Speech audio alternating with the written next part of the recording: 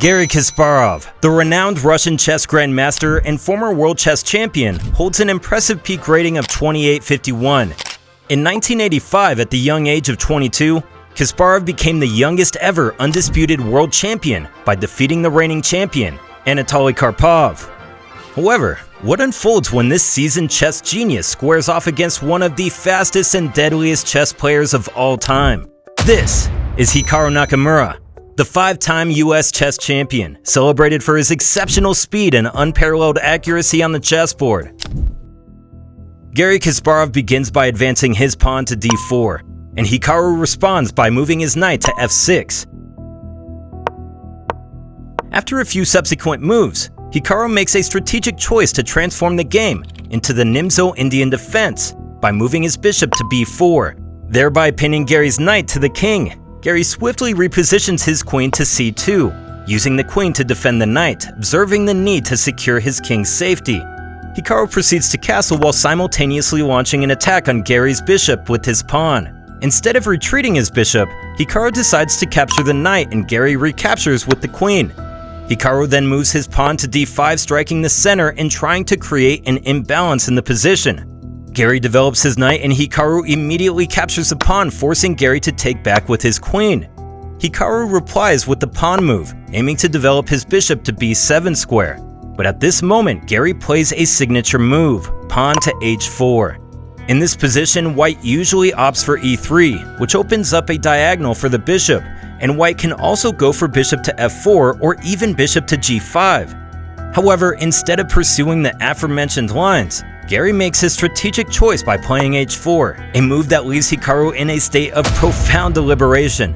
After investing some time and thought, Hikaru eventually settles on moving his pawn to c5. Unfortunately, this decision turns out to be a tactical misstep, as it opens the door for Garry to orchestrate an exchange of pawns.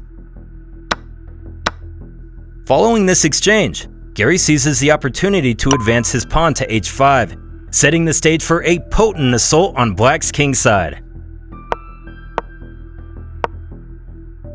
After a couple of moves, they both trade off their queens, and Garry pushes his pawn forward, compelling Hikaru to capture it with his pawn. This series of trades allows Garry to position his dark square bishop on the g5 square.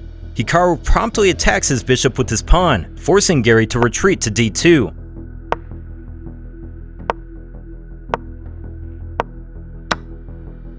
Both players maneuver their pieces and Hikaru again initiates the trade by capturing the knight on f3 with his knight, simultaneously giving a check to Garry's king.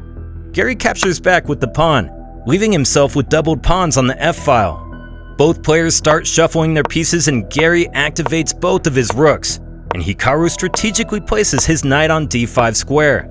As we all know that this knight is quite strong, Garry, being aware of that, immediately initiates the exchange by capturing it with his bishop. Hikaru captures back with his pawn, allowing Garry to gobble up this pawn with his rook. After a deep thought, Hikaru decides to trade off the rooks too, and both players exchange their rooks. The game is entering its endgame phase, and I'm confident that this position favors the white side. Curious about why? Well, I believe that if you give this video a thumbs up and subscribe to Horsey, you might gain the ability to calculate the winning move. Hikaru slides his pawn to g6, forcing an exchange, but instead of capturing this pawn, Garry pushes his pawn forward.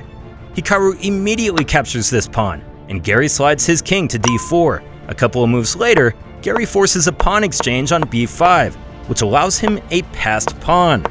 Hikaru has to sacrifice his bishop if he wants to stop this passed pawn from being promoted to a queen. Instead of sacrificing his bishop, Hikaru starts attacking Garry's bishop on d2 with his king.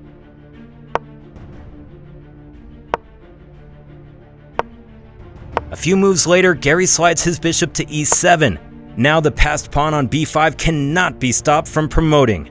So, Hikaru resigns immediately, and Garry Kasparov emerges victorious.